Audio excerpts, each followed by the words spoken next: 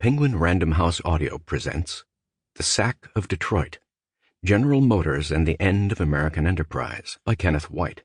Read for you by Charles Constant. Prologue. American Berserks. This is a book about America in the 1960s, a notoriously hectic time, and it felt that way in the living.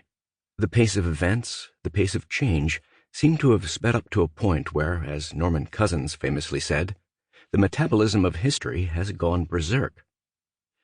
It was the era of John F. Kennedy, Lyndon Baines Johnson, and Richard Nixon, of the Civil Rights Movement and landmark decisions from Earl Warren's Supreme Court, of nuclear standoffs and the Vietnam War and student-led anti-war protests, of political violence, assassinations, domestic terrorism, and urban riots, of the women's movement and the birth control pill, of the counterculture, its veneration of youth, and its challenges to authority.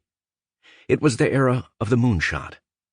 These were the stories that captured headlines throughout the decade, and they remain the focus of most historical treatments. They deserve the attention they received, but they were not all that happened in the 1960s. With more than a half-century's perspective, we can now recognize that certain developments considered of moderate to low significance in the moment were, in fact, the stirrings of profound movements that would transform the United States and, indeed, the world. Jill Lepore's recent survey of American history, These Truths, does a masterful job of teasing out the development of digital technology in mid-20th century America and how it was almost immediately exploited by opportunistic political operatives determined to segment and divide the citizenry for partisan gain, sowing seeds of the vicious polarization that plagues us today. Finding in a historical landscape the seeds of later issues or incidents is one way that we improve our perspective on the past. Another is to consider not what grew from that period, but what failed to grow, or grew more slowly, or declined. It has become painfully evident over the last half-century that America itself ceased to grow at its accustomed pace in the late 1960s. Between 1920 and 1970, despite stretches of World War and Depression, gross domestic product, GDP, per American citizen per hour increased at 2.86% annually, since it has grown far slower, at an average of 1.62% a year, a decline of 43%, notwithstanding a substantial boost from the personal computer and the digital economy. This collapse in the dynamism of American business, perhaps the greatest mystery in economic history today, was invisible at its start. It was well known that the economy, having grown spectacularly through most of the 1960s, slowed at the end of the decade and fell into a brief recession at the start of the 1970s, but there was no sense that anything epochal had occurred. That only became evident with the passage of time. This book is neither a history of that economic decline nor a quantitative analysis of it. It is an inquiry into the course of American business in the 1960s, a topic largely ignored in the decade's record, in part because there was so much else going on, but also because American historiography, on the whole, is light on business. It may have been recognized from Benjamin Franklin through Alexis de Tocqueville to Calvin Coolidge that the business of America is business, but historical literature is overwhelmingly concerned with politics, governance, military conflict, and sociology. More particularly, this book takes as its subject the automobile industry and its leading company, General Motors.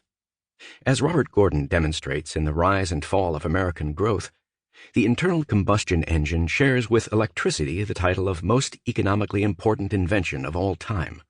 Gas-powered automobiles, trucks, and buses revolutionized transportation in the 20th century, and the rise of motor vehicle registrations from 2.3% of households in 1910 to 140.8% in 1970 was a crucial element in producing the world-beating standard of living enjoyed by Americans over this time.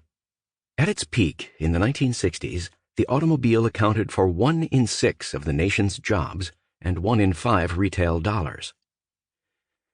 Because of the automobile's centrality to American life, General Motors, to an extent almost inconceivable today, was American business in the mid-20th century.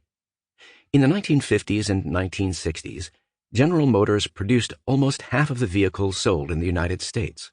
It was the largest and most admired corporation in the land, and indeed in the world. Both Wall Street and Washington recognized GM as the engine of American prosperity.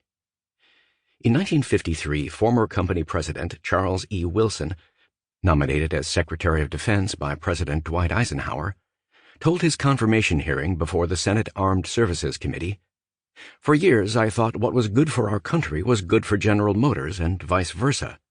The difference did not exist. Our company is too big. It goes with the welfare of the country.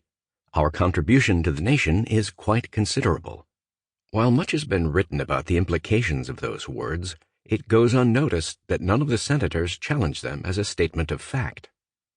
Given General Motors' vast scale and the automobile's importance to American prosperity, it should not be controversial to suggest that a study of GM in the 1960s will enhance our understanding of American business in this period, and perhaps yield clues as to why the nation's commerce has been grinding its gears ever since. Where the narrative gets more challenging is my contention that the fortunes of General Motors turned on a series of incidents in 1965 and 1966, when the corporation was charged with responsibility for the carnage on American roads and was subsequently found to be spying on its chief critic, Ralph Nader, whose book Unsafe at Any Speed had damned GM's record on vehicle safety and indicted its Chevrolet Corvair as a particular danger, a one-car accident. Nader further accused the company of trying to entrap him with attractive women and intimidate him with anonymous threatening phone calls. At the time, the Nader affair was viewed as something of a farce and a massive embarrassment for General Motors. The largest corporation in the world was caught in an amateurish plot to discredit a critic, and the whole thing blew up in its face. "There may be a Ford in your future," wrote a newspaper columnist, riffing on a popular television advertisement, "but there's a Chevrolet on your tail." At the same time, the incident was recognized as more than a joke.